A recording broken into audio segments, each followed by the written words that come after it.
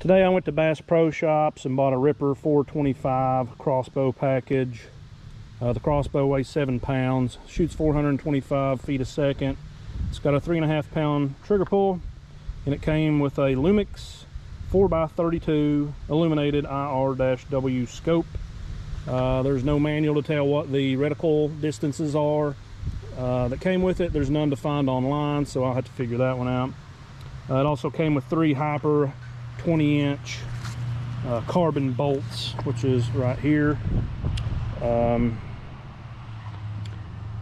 Here's a little info on those. I bought an extra pack. They're 20 inches long, 290 grain without the tip, 390 with a 100 grain tip on there. To get it sighted in, I went to Walmart and bought some comparable bolts that were cheaper to get me close. I also bought this Plano Spire compact crossbow case. It was originally $84.99, but they had it on sale for $64.97.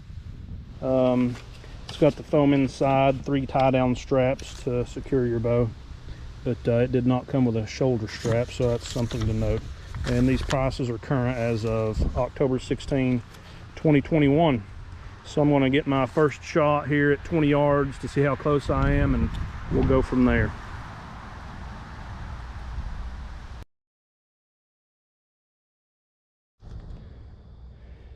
Okay, so first impressions after my initial sighting in of the crossbow.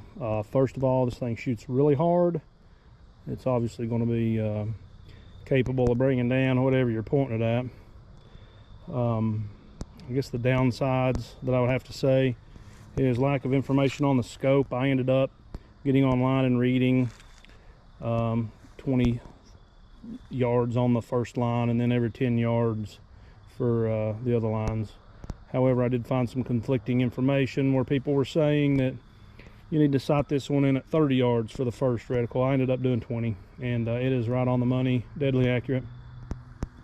Cons: it is not the easiest crossbow to cock, obviously. So if you had some kind of health issue or some kind of impairment, you may not be able to get this string pulled back. The second gripe that I have is the crossbolt retainer here is metal on this one. Some of them are brushes, but on this model it is metal, and it is very hard to get the bolt under this. You end up having to come back here with your fingers and trying to lift this or push forward on this portion here to get the bolt under there, and it puts so much pressure on it that you're having to grab the bolt from the front to try to get it pushed back and in there, which I just don't feel is very safe. But I guess with time that will break in. So I'll keep updating as I use this crossbow and on any kill I may make with it. Hope this helps somebody. I'm a beginner. This is the first crossbow I've ever owned. I have hunted with a crossbow before, but this is the first one I have purchased. So I'm kind of just learning as I go, and hopefully it'll help one of you guys.